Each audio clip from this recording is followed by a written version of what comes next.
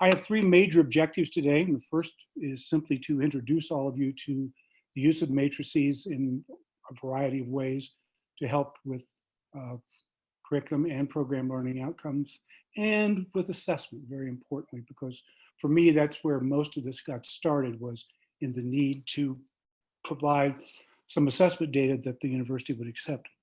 I'm also going to give a little bit of information on how you can use matrices in a variety of different ways to track and to ask appropriate questions, and then most importantly for assessment, how to close the loop by making use of the information you've gathered. And then finally, I'm going to show you a few examples of matrices of different kinds, including, as I mentioned a moment ago, a couple that Dave Moat created.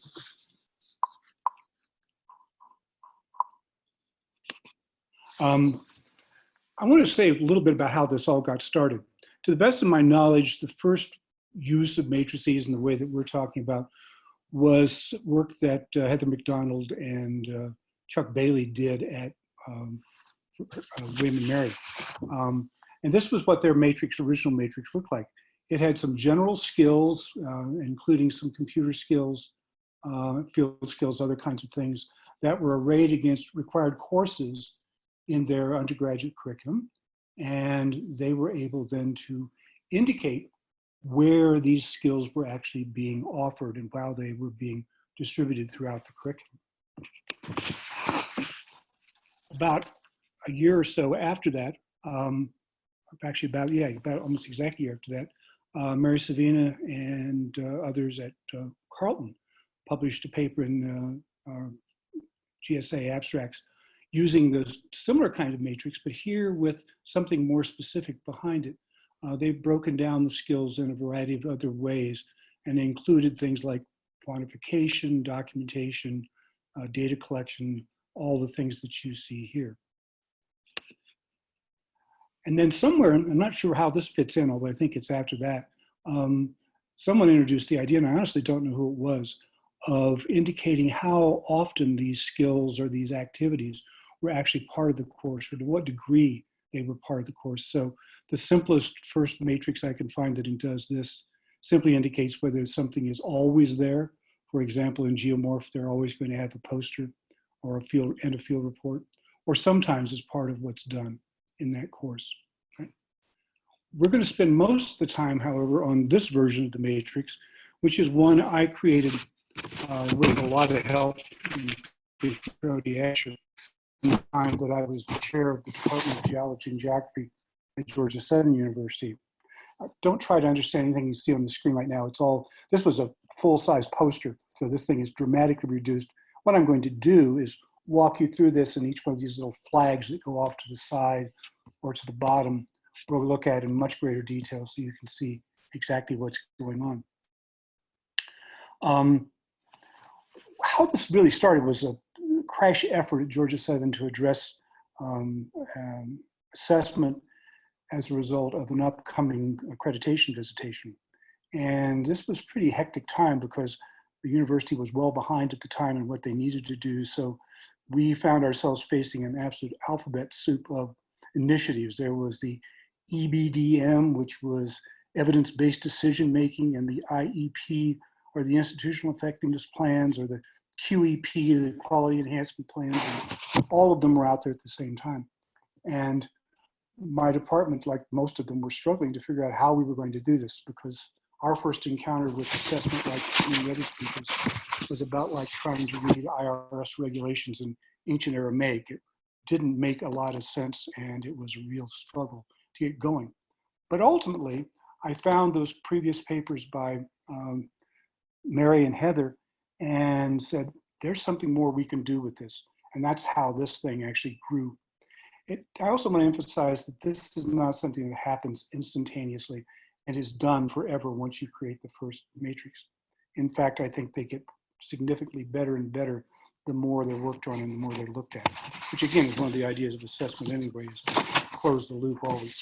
So I'm going to walk you through, and we're going to look at the columns, we're going to look at the rows, and then we're going to look at how we can use the pieces of information here there. So the first column, and these are sorted according to their role. The three courses in our undergraduate Bachelor of Science curriculum.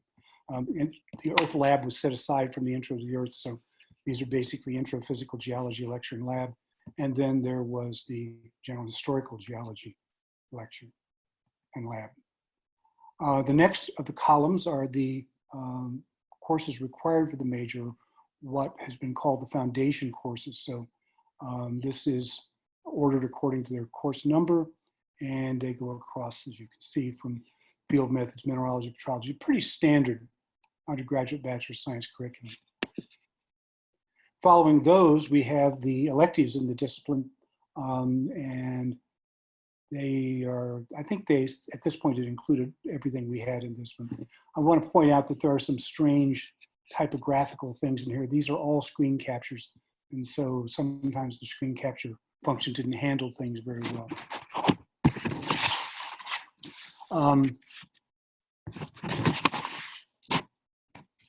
All right.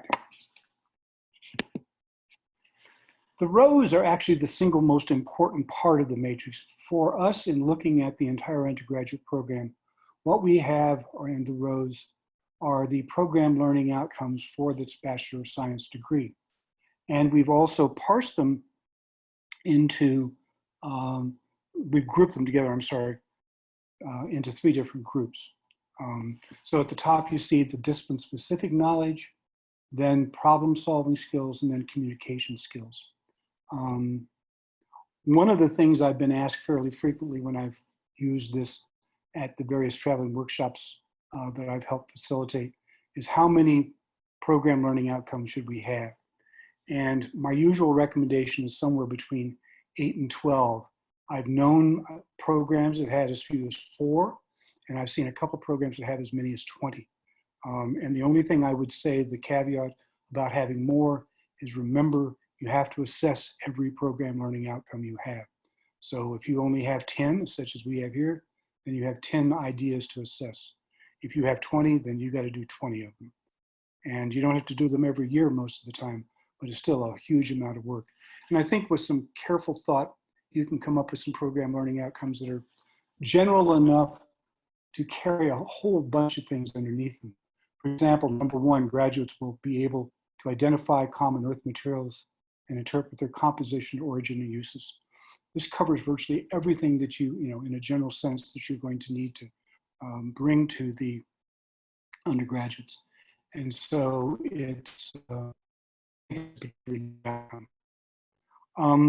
also remember that your program learning outcomes are also subject to modification and elimination. One of the ways in which we're going to use the matrix is to try to identify the outcomes that are strong and the outcomes that are not as strong. And rewording these things, working on them, is something that you should be always aware of. Okay, so the major point here is that so far is that the columns are the courses and the rows in this matrix are the program learning outcomes. That was different from what had been done before was to take the course activities and look at them separately, not as the substance of the matrix, because the program learning outcomes are really the substance, but to also say, okay, these are where various kinds of activities are taking place. And you can see we had computer methods, writing assignments, poster presentations, oral presentations, group project, laboratory work, field work.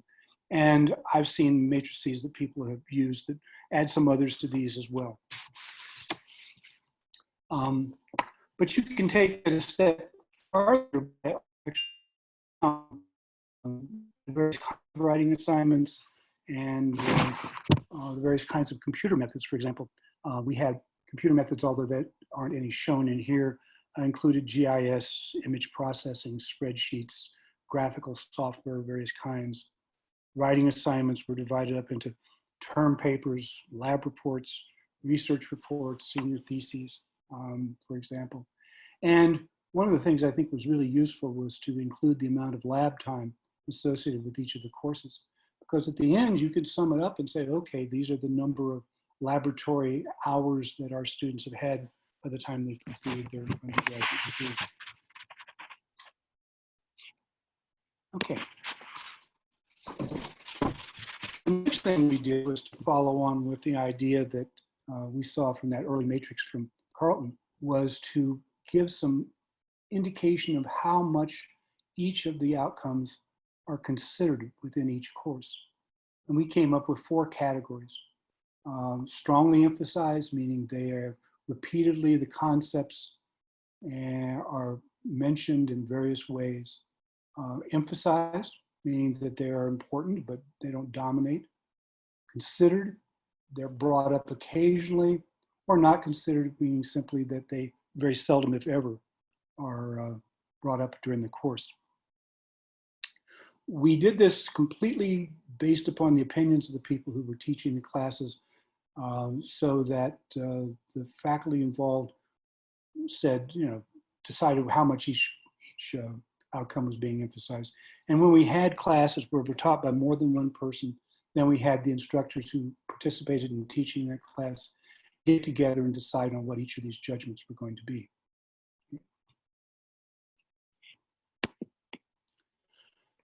One of the first ways in which this information can be used to check how you're doing is by looking at the outcome across the entire range of courses, outcome checking, if you will. If you find, for example, that one of the outcomes is rarely considered strong or strongly emphasized, then there may be something wrong with that outcome. It may need to be rewritten or perhaps even deleted. Or sometimes there's a reason why a particular outcome isn't considered in some group, in some courses. So they become suspicious when they're seldom strongly emphasized, and they become suspicious if they're often not considered.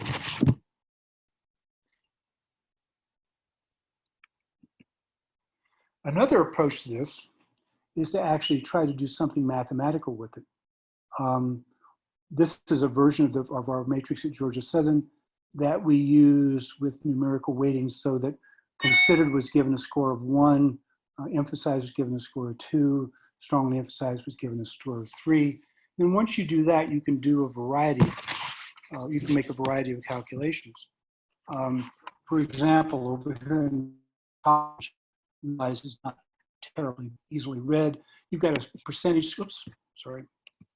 You've got a percentage score, and that first column, the percentage, is the percent of the maximum possible score. That would be, the maximum possible score would be that outcome had strongly considered in every course in the entire curriculum. So in this case, the very first outcome was strongly considered in 75% of the courses offered. And the second row of numbers is the percent of the courses in which the matrix is at least, the percentage of the courses in the matrix in which the outcome is at least considered. So we can see, for example, for this first outcome, which deals with earth materials, that it's strongly considered in 75% of the course and 100% considered or more in every course offered in the major. Okay? And so you can go with the same down here. If you see a course, for example, an outcome down here, number 4, which is, it's only 63% of the entries as strongly considered, and 76% are considered or higher, then you say, there might be something we got wrong there. Maybe we haven't given it the appropriate rating. Maybe we haven't well, and maybe it really isn't the right outcome. Number 5, yes. Can you actually repeat that again? You had a digital gargle go through. So I did? Okay. Sorry. I think I've got my video off. Yeah, you do. Yeah, it just cut just every so often. So just repeat what you just last said. Thanks. Yeah, let's just do this again. This first number indicates the percentage of all of the possible courses, right, in which the outcome is strongly considered. Okay? So 75% of the courses strongly emphasize this outcome, right? But the outcome is at least considered in all courses in the curriculum. Okay? So every single course all the way across here would be at least considered. There wouldn't be a not considered any of them. All right. So when we come down here to this outcome, which is graduates will be able to outline the regional geology of the southeastern United States and North America, we find that it's strongly considered in only 70% of the courses, which is not terrible, but it's only considered, that it's only considered or above in 57% of the courses. It means there's a lot of the curriculum where this outcome doesn't play an important part. And that was one we went back and ultimately rewrote completely, deciding that it just wasn't describing well enough what we wanted. This is far from perfect approach to figuring out which of the outcomes are right and which of the courses perhaps are not doing what they should do, but it's a start at least. It's a step in the right direction. Then we moved on to designating which courses and which course of the curriculum were going to be used as assessment courses for each of the program learning outcomes. And that's what we've done here. You'll see that these things that are now in orange are courses in which the outcome is strongly emphasized, and they are also all required courses. Right? So for example, this first program learning outcome, one that deals with earth materials, is going to be assessed in mineralogy. The second outcome with the processes that operate beneath and at the Earth's surface is going to end up being assessed in structural geology, and so on. Ideally, one outcome assessed in a course. When early on we had 2 outcomes being assessed in said strat, which wasn't really desirable, so that ultimately changed. Likewise, we had 2 different outcomes being assessed in structural geology. Eventually, we had only 1 outcome being assessed in any one course.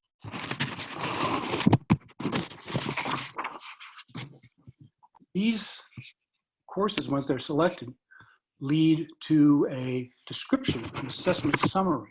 And I'll blow this up so you can see more clearly what's going on here. The assessment summary consists of these columns of information. The actual program learning outcome, again, is there. The assessment course, in this case, structural geology. Right? And then the assessment course learning outcomes. And I assume that most of you have course learning outcomes for virtually all of your courses. And if you don't, you're probably going to have to do them eventually. Then we're going to talk about what the assessment instrument is going to be. In our case, what we did was borrow an idea from, okay, I've dropped the name, but we borrowed an idea that was basics of geology, notion that students were seeming to do a brain dump from between semesters. You walk out of mineralogy, and some people had done very well. They walk into petrology the next semester, and it seemed like a lot of the information had evaporated. So we wanted to get across how important it was that this information be carried from class to class. So we decided that we would give a multiple choice test, not the ideal, but a place to start, with questions that covered things they should have learned in mineralogy at the beginning of the petrology class. And then we would use this rubric of 90% or better scores being excellent, 80% to 89% of the students passing on the first attempt being good, 70, so on and so on. And we were able to demonstrate very nicely that over time, over the first 3 cycles that we did this, the scores got better and better and better. In other words, the number of students passing this basics of geology exam. And of course, this is just one of a variety of different methods we use to do assessment. And then we also indicated what the implementation of the assessment was going to be, when it was going to be done. In this case, because structure was offered in the fall, it was done in the fall of alternate years, even numbered years. Responsibility for the assessment would be in the hands of the faculty member who was teaching the course, and the analysis, and again, very importantly, the analysis of the data and the insights gained from it were brought to the department's assessment committee and ultimately to the entire faculty for discussion and for action if necessary or desirable.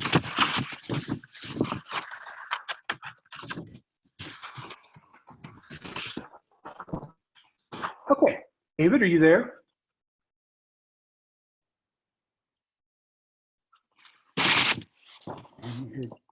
Okay, well, our approach was presented in a paper at GSA a few years ago, and Dave Moak was one of the people who came by my poster, and we talked at the time, and then a while later, David came up with what is the most spectacular example of a matrix that I've come across. And he's changed things a number of ways here. First of all, notice that it's now the courses in the department that make up the rows, and instead of having program learning outcomes, the concepts or science concepts of various sorts are in the columns. Right? And some of those are large versions, the geology of time, broken down into smaller and smaller issues, composition of the earth, right, so into several different ages. They also did a similar kind of weighting. 3 scored for essentially strongly emphasized, although I don't think that's the term they used. A 2 for emphasized, and a 1 for considered. Right? Now, I focused in on this relatively small part of the matrix in order to prepare you, to give you a little better insight before I show you the whole thing. Because this was a range of concepts in the columns and all the courses in the department in the rows, this is what the final version looks like. And that's a little scary. But I do know a few programs that have actually done this. And God knows the amount of information there is truly amazing at this point.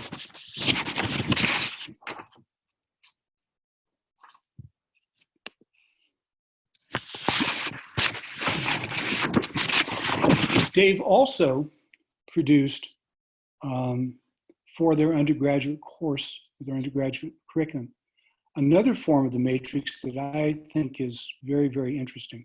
It actually builds from the bottom up. So at the bottom we have the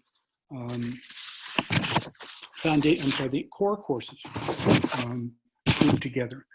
Introductory courses down here, dinosaurs, planetary geology, oceanography, building up to Earth system science, right? All part of the introductory materials for these different parts of their undergraduate curriculum. Part that deals with Earth history, the part that deals with composition and architecture, superficial processes, and human dimensions, right? Largely geography courses over here. So we go from the introductory courses at the bottom to the foundational courses, and these are the courses that are required of all science majors. So we find calc, physics, chemistry in here, stat for these folks, as well as a couple of the geology courses, the basic material and historical geology. And we build higher, we get to the major core, which are the competence, which is the place where we go from simply being introduced to the ideas, to gaining some experience with them, becoming more familiar, to becoming competent with those ideas, the concepts and content, right? So here are our core courses, again, fairly standard: mineralogy, petrology, structural geology, set strat, those sorts of things. And then finally to the electives, right? Which are the enrichment courses, the places where the content and the concepts are being mastered, right, through the process.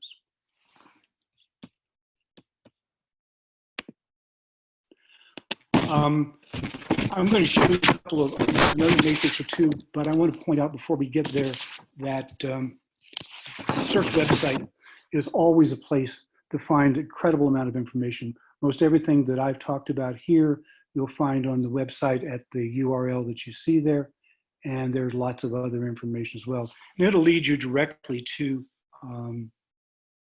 additional work that can be done. Okay. I think that's, I'm going to come back to this, but I think that's the end of that segment. And we'll come down here and look at this.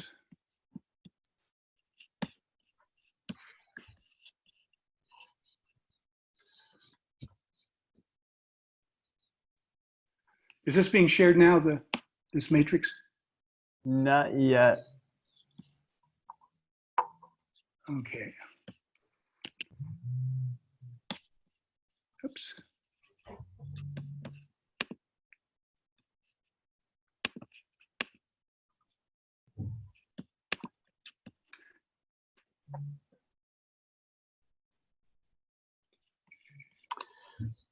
So Dallas, before we jump into the spreadsheet here, but related to kind of going back to the spreadsheet, there was a question when you were talking about the assessment aspect of the program.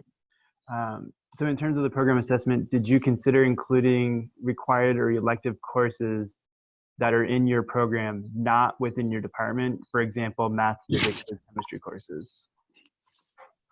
We did consider it, but the operation that we were dealing with for the upcoming accreditation wanted us to focus mostly on our own coursework, and we weren't instructed to conclude that other stuff. That's certainly no reason that it couldn't be. Just as in Dave's final matrix there, they pointed out the courses required of all science majors.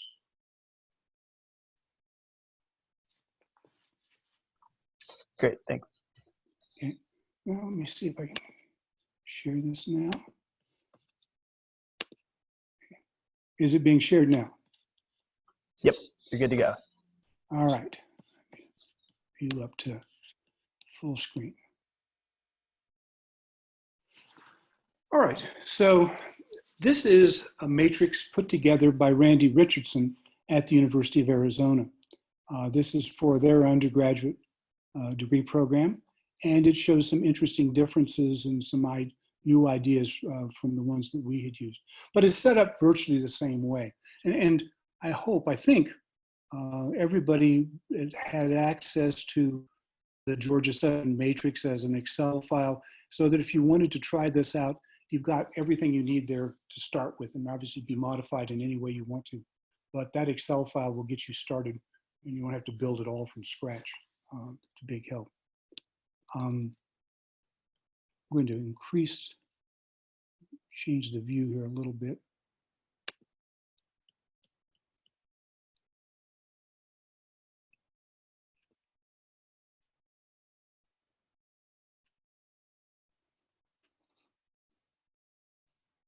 All right.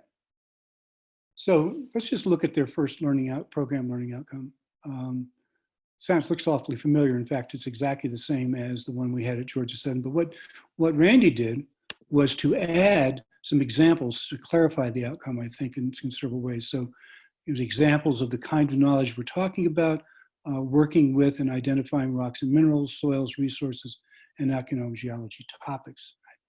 And he did that for each of the program learning outcomes that they had, which I thought was a nice addition.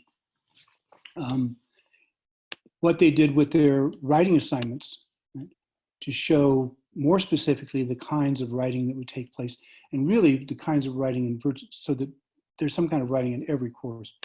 Clearly we don't think of exams as a writing exercise very often, but when you start talking about writing across the curriculum and other kinds of initiatives such as that, you really are asking your students to write something in virtually every single course. In fact, I'm a little curious about, like, how can it be that there's nothing being written in petrology? I would say something's wrong or something's amiss, and that needs to be looked at again. They did use the number of hours of lab in each course. Right? Again, you can sum those up, and it looks like there's some gaps there. Different kinds of field work, again, sometimes local, sometimes regional, and occasionally even international trips might be part of this.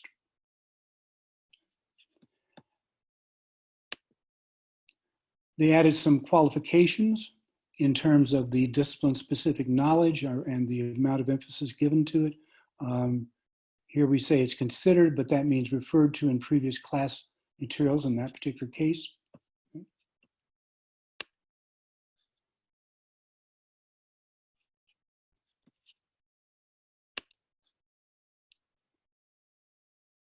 Yeah.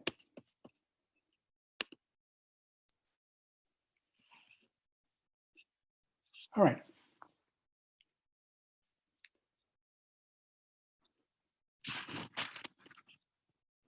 So I've left some time here to answer your questions. I hope there are some, and we can do that. Oh, I want to go back to this.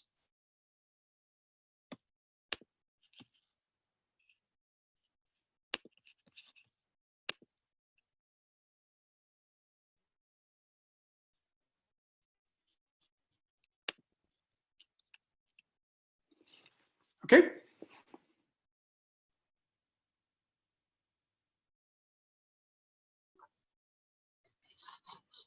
So yeah, we do have some time here to answer any questions that folks may have. While you're thinking about questions, please enter those into the chat room. And while we do that, I'll say a little bit about our upcoming webinar, Getting Started in Environmental Justice Curriculum, Bridging Disciplines and Community by Sarah Fortner and Nancy McHugh. That will be on Wednesday, December 4th.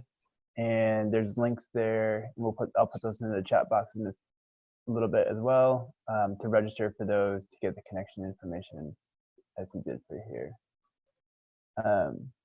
So yes, please go ahead and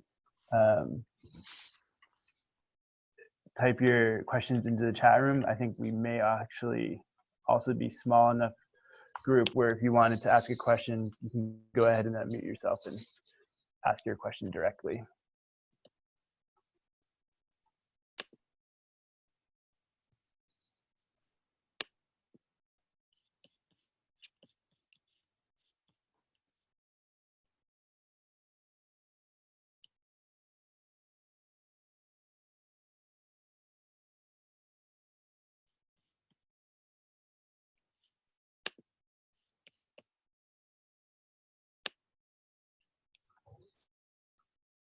So Dallas, I have a first question here about how did the matrix approach change the conversation within the department? I think given that most of us are pretty visually oriented and good at dealing with graphical data, it provides this sort of synoptic view of the process and the curriculum that I don't think is readily available in other ways. In fact, I think that's one of the key ideas, is that you can look at the curriculum as a whole in lots of different, in lots of different aspects at the same time. So I think it was very helpful. Once we got this out there, I think people began to talk about the curriculum in ways they hadn't talked about it before. They were very interested in seeing how what they were doing in their classes fit with what other people were doing. I mean, were they the only person using Excel? Probably not. Were they the only person who was requiring a poster? No, probably not. And if they weren't requiring a poster, they weren't doing some of these things, they got to thinking about how they might incorporate that into their class. I'll tell you, one of the other ways in which it was incredibly helpful to the department was it impressed the dickens out of the assessment people. I remember the first time I sat down with the university's assessment officer and showed them all of this, they were simply blown away. Nobody had presented anything like this to them before, and they were very much taken with what we had done, building on the work of other people.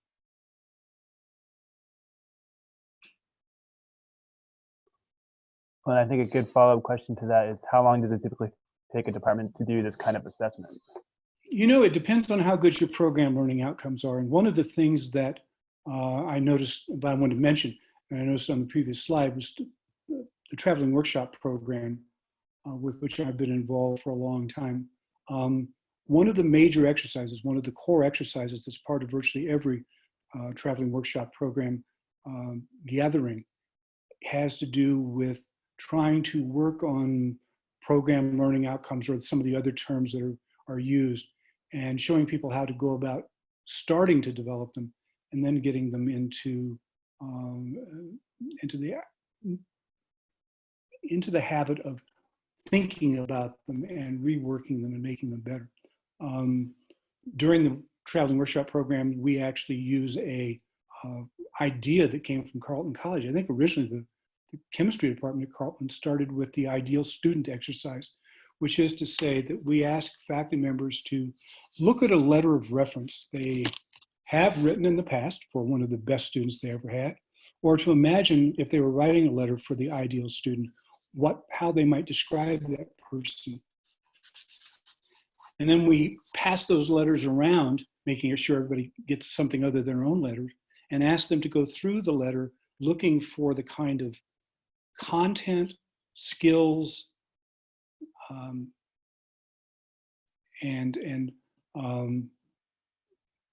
well, there are a number of ways to divide it. But anyway, but looking what you would pick out of those letters to say what is it that really makes the best student, and those are the kinds of outcomes we want to enhance and to build upon.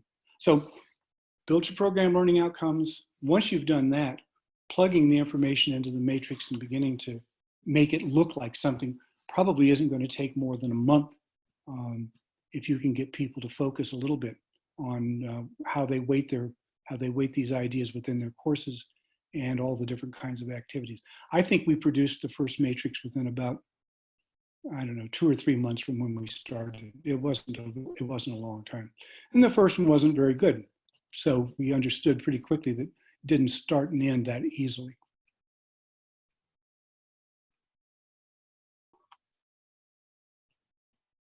So there's another question about, have you ever used a matrix grid to revision a lab curriculum for an individual class, like an introductory class that has so many labs with many different concepts? If so, how well did it go?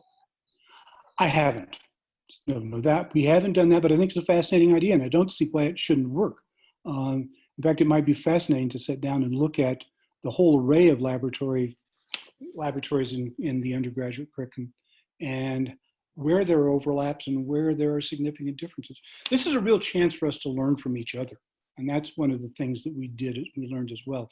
So we don't spend a lot of time, or we weren't spending a lot of time, talking about these things and trying to actually make the curriculum better until we came up against the wall.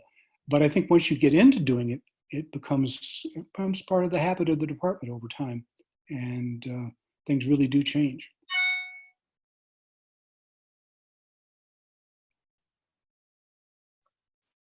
Thanks everyone for adding your questions. These are great. So there's another one here about our department is currently working on a matrix. We use the terms introduction, reinforced, and mastered. There are a couple of cells that we couldn't decide between introduced and reinforced. Is this an indication that the learning outcome is not well defined, or that we really don't know what that course, or we don't know that course well enough to determine? I think it is partly the process of making a curriculum matrix. I agree. I mean, I think that when you've got that sort of split, you have to say, okay, something, and you're right, either the outcome is not terribly well developed, or you haven't reached agreement about whether or not this is something that really should be part of your curriculum. And everybody really needs to be part of this. It isn't going to work. It's never going to work well unless there's a considerable amount of buy-in from the entire faculty. So I would say that if I was faced with that sort of issue, I would sit down with the people involved and keep talking until we could come up with an answer about what the issue was, and then decide what to do about it. So there's a follow-up to that question now. Is there any ideas how to deal with a curriculum where the students have a number of different entry points? Many of our students are transfers, which is, I mean, that's a common thing for many geo departments. It is. And that, I think, is more about course sequencing than it is about the matrix design. If you've got people entering at different times in different ways, one of the most important things you have to do is that they need to know is what courses are going to be offered when. This is an issue that has come up repeatedly at various workshops when we talk to the students. They say that one of their biggest frustrations is that they aren't able to really make plans often more than a semester out because they don't know what courses are going to be offered. And especially when if you have a department in which there is a fair amount of turnover among the faculty due to retirements, due to all kinds of other issues. And you have people coming in at these different points. there needs to be a very clear sequence about how the courses are going to be offered. And basically, the department's making a bargain. You know, they're stating this is what's going to happen unless something completely unexpected occurs. And the students, if something unexpected does occur, then you need to help the students make the transition from what they were planning to do to what's possible for them to do. I think those are very important.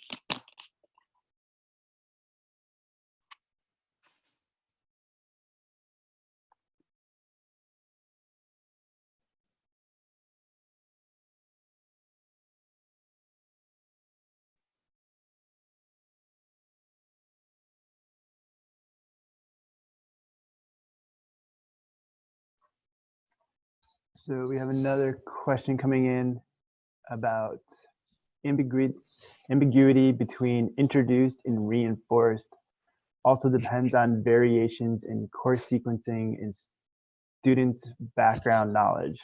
There may be topics that are both introduced and reinforced in the same class. Right, absolutely. I agree wholeheartedly. And I think, again, I think it's sequencing. I don't think it's the entry into different points except as it affects the sequence in which the courses are taken. I mean, if they got, you can say, okay, this would be the perfect way for someone to start as a freshman and declare that they were going to be from their first year, they were going to be a geology major. This would be the absolute ideal sequence for them to take the courses in the curriculum. And I think you actually put together that ideal and you then track what your students are doing, which is one approach we did take. We saw all the ways in which this ideal wasn't being approached and ultimately used that as an argument with some of our administration for why some of the courses that we were offering on an every other year basis simply had to be taught annually if it was going to, if most of our students were going to make it through the curriculum in a sensible way. It may not matter hugely whether you take stat, strat, or structure first, but it certainly matters enormously whether you take mineralogy or petrology first. And some of the sequences you just almost can't escape.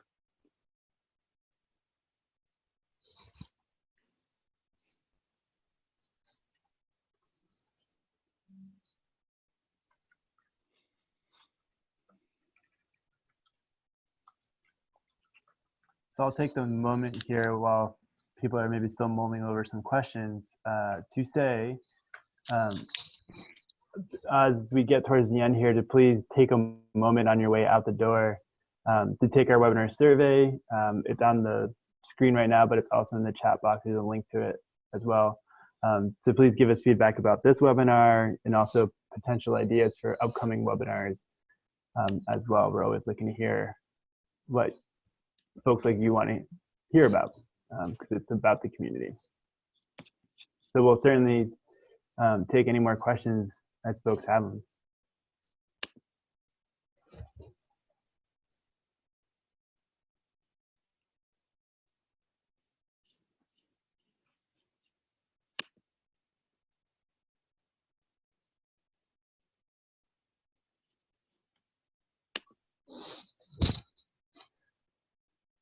So Dallas, we have one here that says, has anyone had experience sharing a matrix with students? If so, how do they react? If not, why not? And I guess that's kind of open to anyone if anyone has seen that.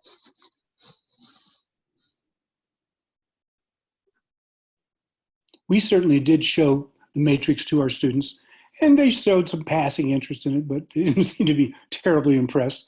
I think they being in the middle of it, they sometimes found it surprising what we wanted to have happen versus what they were seeing. So those were good discussions too.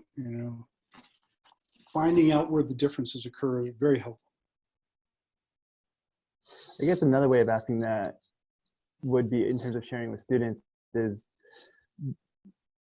maybe not the whole matrix, but the program outcomes for students in terms of what's expected that they should be able to learn and master along the way.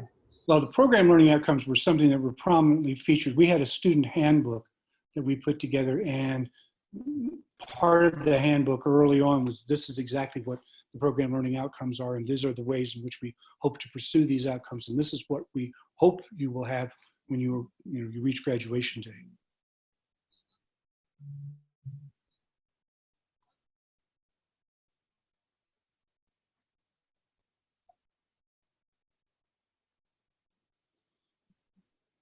So one of the comments here is, it seems like the bottom-up matrix would be the best to share with the students, right?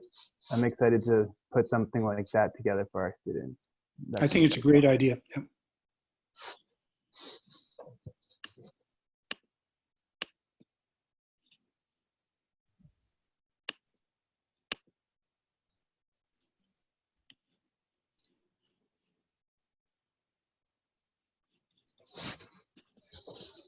So I guess one question, Dallas, kind of going back to thinking about, right, this is built more so coming out of geo programs.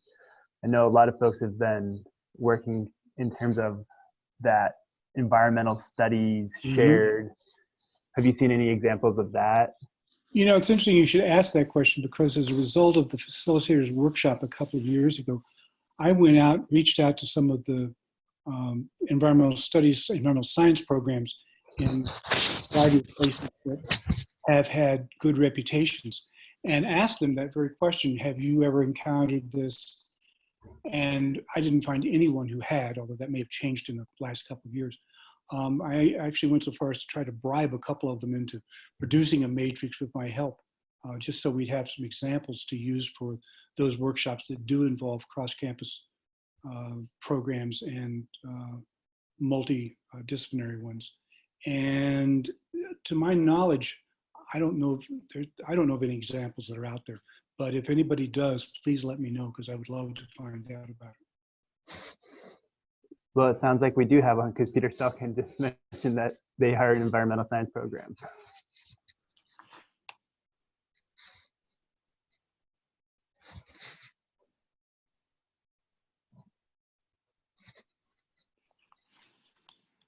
And Peter, if you have any thoughts to share about that any further, you can feel free to turn your mic on if you want to. But otherwise, it's great to even know that that's out there. Mm-hmm.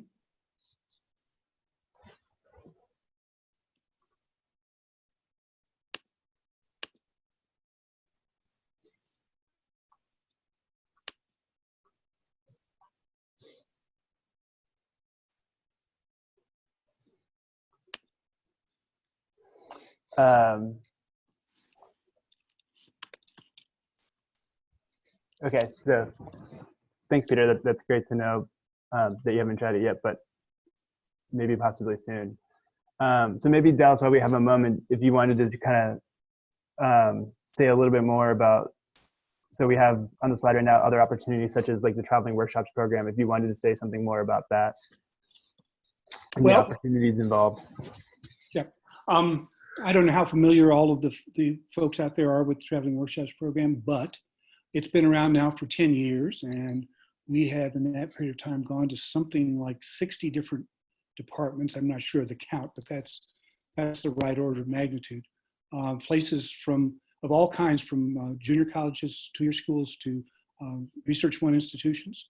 We've got about 60 trained facilitators, about 40 who are fairly actively involved. We offer workshops primarily 2 days in length. Some can be shorter than that, but we've found that 2-day workshops are by far the best in terms of actually giving people the time and the ideas needed to get them started. We focus on a variety of different issues within the workshop. We have, as I mentioned before, sort of a core curriculum for the workshop that are fairly common sessions to all workshops. But then if you want to focus on preparing your students for the workplace from day one, that's an option. If you want to focus on activities that are outside of the curriculum, that's another option. If you want to focus on enhancing your enrollment, we can do that as well. We got about, I think, 10 or so of these options that are available. And what happens after, when you make an application, the Traveling Workshop Program Management Team decides on whether or not the application is complete enough so that we feel that we can actually help you with the problem. And assuming that your application is accepted, then 2 people commonly are assigned as facilitators for the workshop, and the department and the facilitators work together to put together the itinerary for the workshop. And they're not one-offs, but every one of these workshops is different. That's one of the certainties that we know, is that things will get interesting, and therefore the more we can tailor the workshop to the program's need, the better we're going to be. We have 4 deadlines a year, and the next one coming up is December, I think, and January 15th. January 15th to January, and then March, right? And we will be looking at applications then.